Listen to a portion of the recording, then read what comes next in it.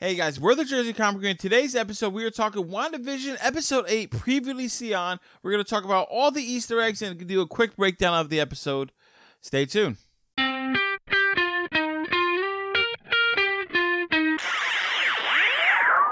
Hey guys, welcome back to the Jersey Comic Crew. Chris and Rob here, breaking down all your WandaVision funness. Episode 8, previously on. We're going to break it down. We're going to go through all the Easter eggs. Very humbling, sad, little teary-eyed episode, which I think we all needed. Yeah. Kind of some backstory. I love the episode. I know Rob loved the episode. He's always down for the romanticism. I love the mushy gushy. And so this is going to be, as always, Rob's recaps, and we're going to give you all the Easter eggs. Let us know in the comments if we didn't catch something. Oh, yes. As always, because we are human, but we will try to get through every single Easter egg we found, and let's do it, Rob. All right, guys. So the beginning of this episode kicks off with a flashback to Salem, Massachusetts, 1693. Pretty much get confirmation that Agatha Harkness was a Salem witch. And we see her being put on trial, and instead of getting like stoned or set on fire, she's encircled with 8 or 9 witches who attack her with a spell. They're essentially trying to drain her life force. The whole time Agatha is pretending to be innocent and good, pleading for her life, saying she's not really involved with the darkness. Like, forgive her. And her mother is, I guess, the head of the coven who launches the final attack. And now, while all this happens, Agatha drains all the life forces, including her mother, breaking out of it, showing her that she's the bad witch. You thought I was going to say B. The bad witch that she is. And then eventually does take the brooch off her mother's dead corpse and puts it on. During the attack on Agatha, while she's kind of tied up, we kind of thought she was going to be burned at the stake, right? It was almost like the witch was going to be burned, and it's actually the coven's with her. They start chanting in Latin. Look, my Latin's not the best, so okay. I apologize if I butcher it, but they say, mors monstru naturale, which sounded more Italian to me. But basically it translates to natural death is a monster, which kind of coincides with the fact that Agatha's been alive for now over 330 years, if you do the exact math, of 2023, which is when the show takes place, to 1693. So we get confirmation Agatha's been alive this whole time. As Rob said, she took her mother's pendant and was kind of faking her way through it, right? Saying, just teach me then. I just wanted to learn, which is something we saw a little bit in Doctor Strange, right? He was kind of taking those books he shouldn't have and learning a little quicker than he should have been, but in a completely different way. The temptation of dark and like ancient magic and power always there. You know what I mean? The curiosity to learn can be for good or for evil, like we saw in this case. We cut back to Westview. Agatha and Wanda are down in the basement. Agatha's pretty much doing her evil brag, saying like, this is what she was doing the whole time where you were out there. How did you get all this power? What exactly are you doing? And Wanda's mad, her eyes turn red, tries to attack her. And she's like, nah, honey. You don't even know about runes? What kind of witch are you? And she's like, what are you talking about? She's like, you see these runes? Only the witch who casts them has power in this space. And I got like 17 of them. So you can't do shit. There's 6. There's 6. I mean, 17 sounds more fun. She grabs her, throws her against the wall. And she's like, you know what? I think I need to see more about what exactly is going on here. And the aspect of Agatha just, like you said, throwing her around and trying to pinpoint clearly what makes Wanda tick as far as how her powers manifest. She's kind of opening up like she has her, right? She can't do anything. She's opening up in the sense of, I made Pietro, as she says, fake Pietro. I was his eyes and ears all along. I was the one looking into your world and house and listening to everything you were saying, basically trying to figure you out and how you're so powerful. And she also mentioned something we were talking about all along in theory videos and all this other stuff, that yes, Pietro is dead back in whatever's left of Sokovia, right? He was buried there. He's still there. His body's there. Like, how could he be here? So along with Agatha being the eyes and ears and creating the face of Evan Peters to mess with everybody, because it was Agatha all along, that was just some of the stuff we got some cool confirmations on. Exactly. So then she's like, you know what? We're going to go through essentially a look into your past. She grabs the pieces of her hair, does a little magic, creates a doorway. And they open a door and we get into Sokovia, back when Wanda and Pietro were young little children. And we see their, the rundown apartment.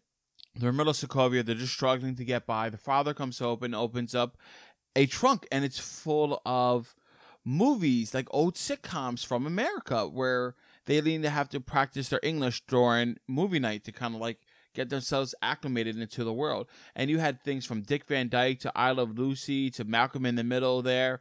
They had a lot of stuff. And Wanda gets to pick the movie, or at least the episode of TV they get to watch that night. Which was really cool, because like it's very like old school family before everyone had a TV in their room and DVR. And, you know, kids, back in the day, we had to watch things on discs. It was called a DVD player. And if you're as old as we are, we had VHSs, okay? You want to rewatch something, you had to sit there and rewind it for 10 minutes. Not me. I'm only 12, so. We're old, Rob, face it. No! But yeah, so Wanda... her obsession obviously started there. She chooses Dick Van Dyke, which her father kept in like a secret like compartment behind the wall for her, like the whole box set, which was kind of cool. She picks a very specific episode of the Dick Van Dyke Show, season 2, episode 21. It may look like a walnut, very odd name, right? But the episode is very similar to kind of the WandaVision trope. Dick Van Dyke wakes up in this kind of world where everything's perfect, like his wife and his kids, and it's kind of there are no problems. It was a very big kind of jump before like Twilight Zone in a showtime like that, where kind of the world was just what he perceived in that episode, which is akin to what obviously Wanda's doing in her world. So that was really cool. And obviously this is the origin of why Wanda was kind of obsessed with sitcoms. Exactly. This is one of her best childhood memories, the way like me and Rob remember certain video games or like, you know, old episodes of cartoons, is the same thing she went through in Sokovia with her family. Those were the last times she was like truly happy. And what's great is that we were right, because we guessed that. So that's really cool. That's a good check mark for us. Bing. So speaking of Bing, we hear boom, right? So there's a giant missile attack in Sokovia. The whole family's erupted. They interrupt their show. There's a bombing outside. Wanda and Pietro are stuck underneath a table. And then we see a giant missile crash right in front of them, about to explode, Chris. The missile, which we knew was coming, right? We knew was coming because of their origin, talking about in the Age of Ultron when Pietro and Wanda are talking about the Stark Industries missile to Ultron and why they hate Stark before they even knew him. And just to get the other side of that was awesome to me. It's really cool. I like it. We get to see her origin story, because she never got her own movie, right? So we get her own origin story with the evilness of the bomb. And you're absolutely right, Rob, because the entire time, which is crazy to think about, in all the movies from Age of Ultron to Endgame, Wanda's only been in all these movies for a total of 20 minutes. Oh, wow. That's it. Wow. Before WandaVision. It's only been 20 minutes of her. And to get that scene where the bomb is just like blinking red, which is akin to the first commercial in episode 1 with the toaster. I noticed with the Stark Industries toaster.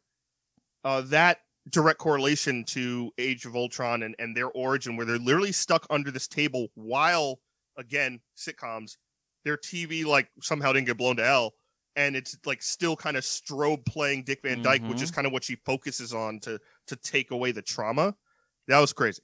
So Agatha pulls her out of the memory, saying, "Hey, you were a little. I saw a young little witch who cast a probability spell on the bomb. How long were you there?" She's like, 2 days. She's like, "That bomb didn't go off for 2 days? Really? That's because you did some magical power, and like you had powers before any of this happened." Crazy. That was crazy, because at first I thought it was just like a maybe situation where even Agatha wasn't sure, where she's like, "Oh, is this what you did?" Like, because she mentions in that scene that, "Oh, like, how did it feel to know that you were safe this whole time and you stayed under a table for 2 days?" And Wanda clearly has no idea what she's talking about. Like, Wanda clearly doesn't know how her power works, why it works, how strong she is.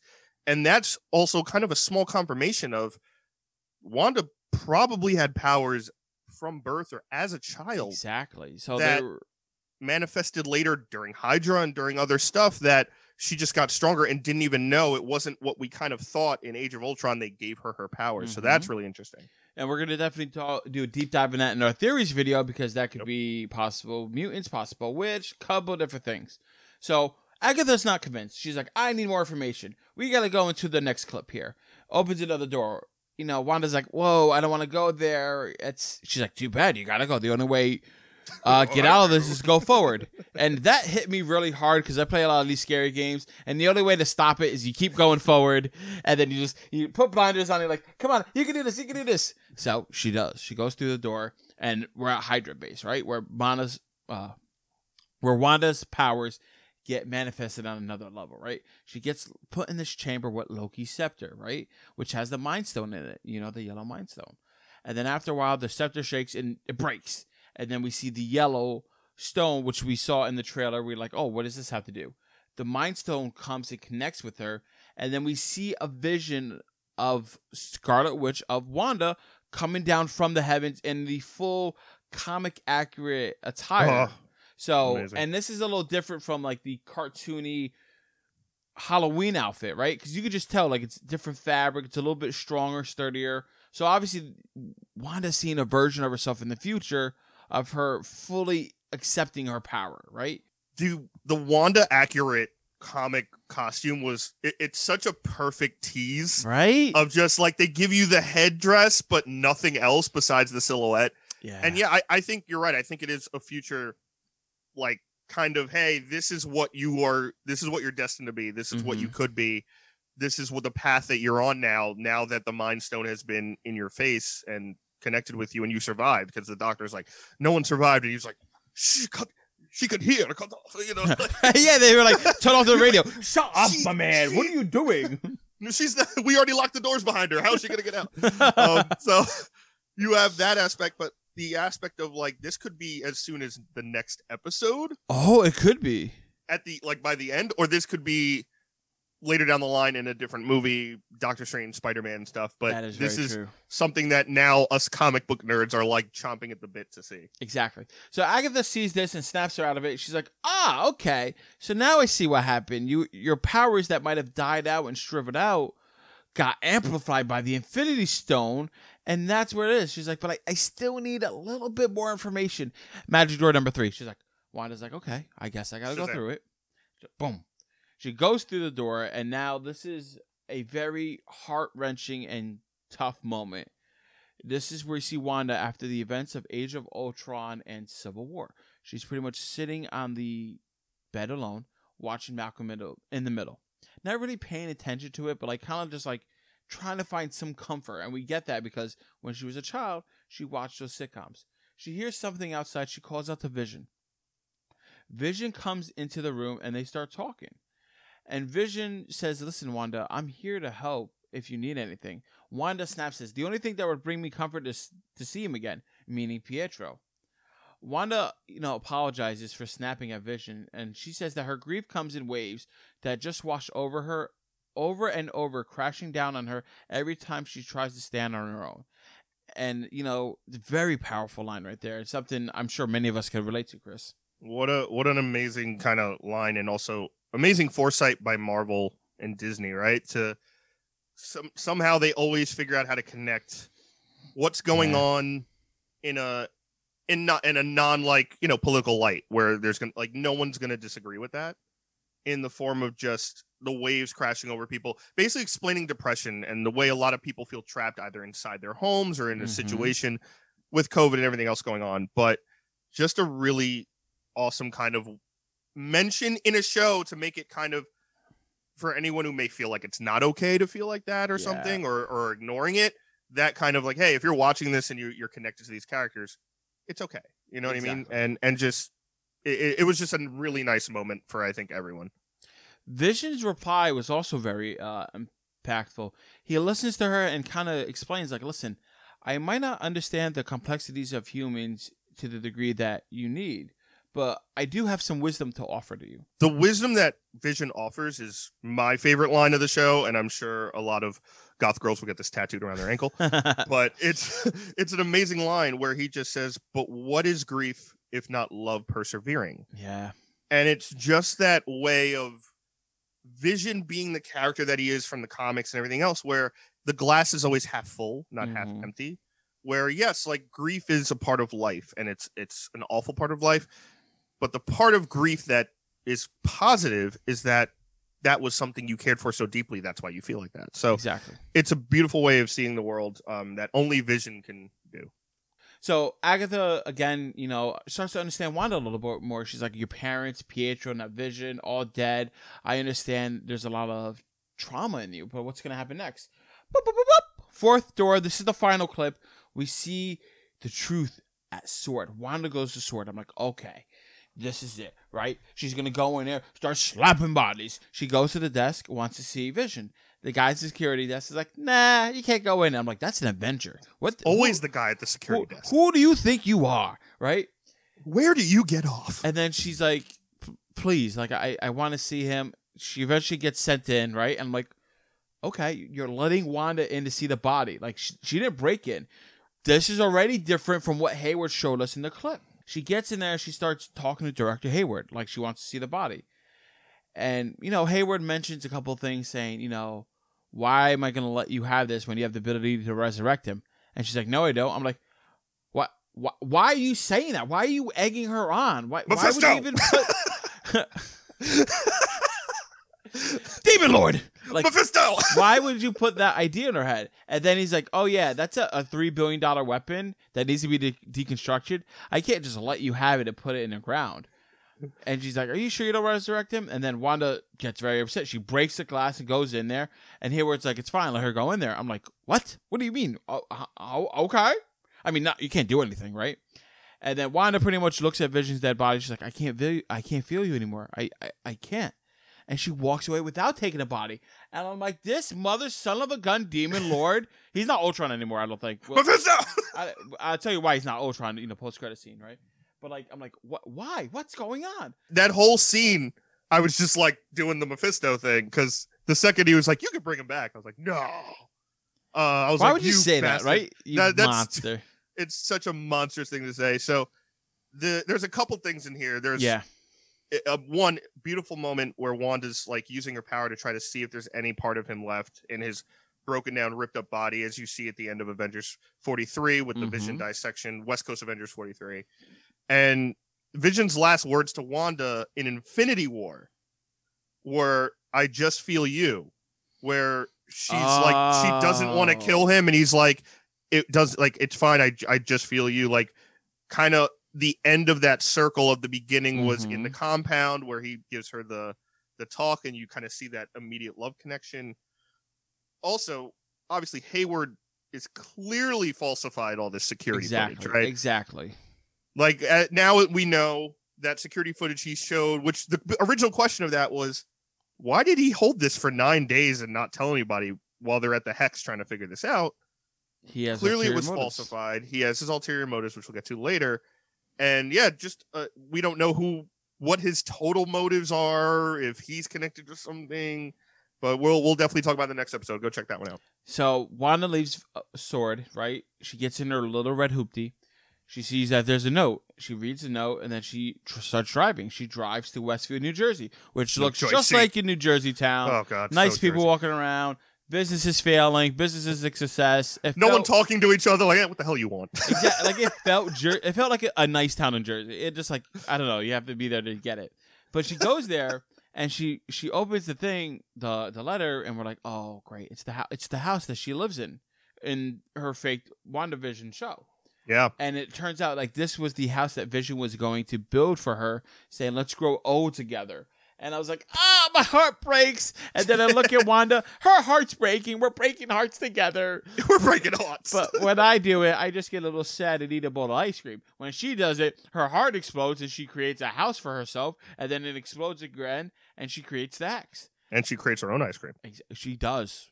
Yep. But we see that like she created her own vision, right? Like, it's not the body. She created it out of her own emotions. So obviously something doesn't make sense, right? And then we just start hearing clapping, right? We see the cameras, everything pulls out. We see Agatha sitting in the audience saying, now I get it. Now I understand. And then it kind of like cuts to real world. Wanda clearly doesn't know her powers, which I mentioned a little bit before. She doesn't know the extent or the total knowledge of it. She cries out in pain because Vision bought her this house, and of course, it's the mental thought that we all get, right? What could have been, what should have been. this is what we could have had together, and it's all like everything's gone now. The plot of land he bought her to build a house. Yeah, this all was of that created out of her pain. Like, she didn't intentionally do this. She's just like so grief stricken that this happened because her powers pretty much acted on their own. Well, also, I think it's the opposite as well. And this is going to sound very gushy and mushy, but I think it's also created out of love. Oh, because again, the Vision line of, you know, the grief is just the love loss thing, which I already forgot. But that line, love persisting, persevering. Is love persevering? That line to me is basically the basis of the show. Yeah, it's the combination of, like, she loved this person so hard, she's so grief stricken. You know, Hayward doesn't really care about her kink for animatronic robots, and this explodes out of her because she's just been holding in, and you know, this is a big male trope where all of us are taught to keep our emotions down, and then we die of a heart attack at 53.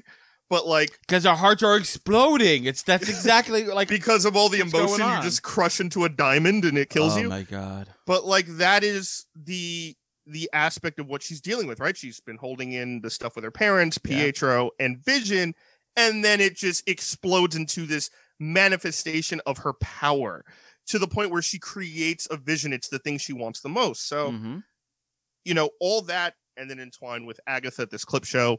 The clip show trope is still alive in this, even though it's not a setting of a show. It's still paying homage to the clip show style without doing it directly, which I thought was pretty smart. I loved it because, like, I was a huge Seinfeld fan. I'm an old guy. I love Seinfeld. Their 100th episode is a clip show episode where it's just the funniest moments in different categories of the old episodes, and it's like a celebration of the entire genre. Different shows do this. Sci-fi shows do it where they go back in time and see different things. So that clip show motif still adds to the sitcom style of the show as well. So we get the final scene. Wanda opens the door, runs outside of Agatha's house, and we hear Billy and Tommy are screaming. Agatha's up in the air like a witch, has the two boys at like these purple puppet strings, if you will, holding there. And Agatha's like, I realize what you are all along. Wanda, you're something special, something that we've been waiting for years. By the way, she's in like full purple, like witch regalia. Witch regalia. She's all witched up. She's all Agatha Harkness comic book style. All the Wiccan chicks are going nuts watching this. Right? She's like, listen, you're something that like was a myth, not supposed to exist, that witches have been waiting for. Like you're using chaos magic. Like, you could just create anything spontaneously. You are the Scarlet Witch. And I'm like, she said the name! She said the name! What's the Family Guy where it's like, it said the name of the movie in the movie. He said the name. It's it. It's over. You can rap. That's why I have to be Superman 4, The Quest for Peace. It's so funny. But the chaos magic is a massive term that's used in the comic books for Wanda's hex magic as well. It kind of goes back and forth. The chaos magic is the overarching. It's one of the phrases I've been waiting to hear for this show for a while now. Yeah, that's awesome. And the way they gave her the Scarlet Witch is amazing to me in the sense of, I like it. It may seem like a small additive, but it's not just like, what are you? I'm going to name myself, right? It's not the Rey Skywalker BS. It's literally like, no, this is a mythological, powerful person in the witchcraft community that is basically like Bigfoot or Godzilla. She adopted like a moniker, essentially. Like, you are this cosmic entity. Mythical creature that none of us thought was possible or real, which will lead to our theories episode, because Agatha is pissed and a little scared, I think. And also, there's a huge homage in this from the comic books, people. The Master Pandemonium in the comics, when he got the twins back for Mephisto to give it back to his soul, has this cool like puppeteer image where he's holding the twins and they're like a part of his arms. That was very much an homage where Agatha's kind of got them by the neck in these ropes, and I thought that was absolutely awesome. So we get to the after credit scene, or the mid credit scene, if you want to do. We see Sword is prepared to launch an attack on Wanda. You know, Hayward saying, hey, it's ready. We've been doing this. We just needed some little juice from the source. And I'm like, what? No, don't tell me you got Vision's body. Don't tell me you made Ultron. Like, we see. I thought it was. I was like, I'm right. Oh, I was afraid it was Ultron. Then we see the camera pan down from the bottom, going up, and we see it's Vision, but it's, absent of color. Like it's an all white Vision. And we're like, oh, great. Now this Vision's going to go in there and try to attack Wanda? Like, what's going on? And I'll let Chris handle the Easter egg of what exactly is a white Vision. Well, Rob, it's not an Aryan race Vision. Good. We don't need any more of those. But no Aryan Visions, period, in America or the world. No alt-right Visions. Yes. It's literally a character out of West Coast Avengers.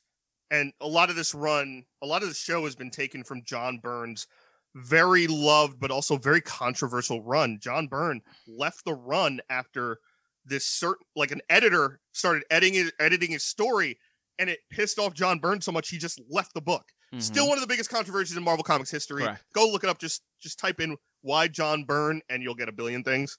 But the White Vision was one of his biggest story arcs leading into the Dark Scarlet Witch story that we talked about, where White Vision is kind of this drone. He's like this animatronic drone. He doesn't remember anything. His personality's wiped. It's just like he's just told what to do and he does it. It's like a Terminator robot. Exactly. Like to oversimplify the White Vision story arc, it's essentially Vision without his soul was turned online. And for the sake of humanity, he decides, I'm going to hijack all of the internet to try to make the world a more perfect place. And what does that sound like? Essentially becomes a villain in his own right, which ultimately leads to like him, at the end of the day, like he gets to be good, but he gets a different suit, not the traditional one we've been seeing. And then Wanda and Vision are no longer together. Mm-hmm. And I swear to God, Marvel, if you bring Vision back, just so him and Wanda are no longer together, me and all of the young men and women out there are going to continue watching and not do a thing. Yeah. But we're going to be upset with you. But yeah, but Rob is definitely on the right track where Vision kind of comes back. He's got a new suit. And also eventually after that, he gets his memories back. He starts to get, which we've kind of already seen, right? He doesn't remember anything before Westview. Correct. That stuff has already started. This is kind of the tail end of that. So will we see that going forward? You got to stick around to the next episode for us to talk about that. But wow, what an episode, Rob. What'd you think? I loved it. It needed to be 3 hours. I can't wait. I'm more invested into Marvel than I ever have been. I can't wait for this finale. It needs to be 3 hours long. I want to see Wanda, Vision, other Vision, Agatha. Who is Ralph? We haven't seen. I'm just so excited. We didn't see Monica either, and she was literally at Agnes's house. We didn't. She's Agatha's house. I don't know where she's at. Darcy still stuck in traffic. They're just chilling right now. But guys, that is our episode on WandaVision, episode 8, Easter eggs and breakdown. Thank you so much for tuning in. Comment down below what your favorite Easter egg was, if we missed any Easter eggs, or if you just have a favorite moment from the show. Yeah, let us know, guys. Thanks so much for watching. Give us a thumbs up, really helps the channel out a lot. And if you're new, subscribe, turn on those notifications, join the fun, join the crew, and make sure you don't miss any more videos. We're doing a theories and speculation video for the finale of WandaVision next, so you do not want to miss that. And as always, thanks so much for watching. I'm Chris Heller. That is Rob Moran. We are the Jersey Com Crew, and we will see you next time in Westview.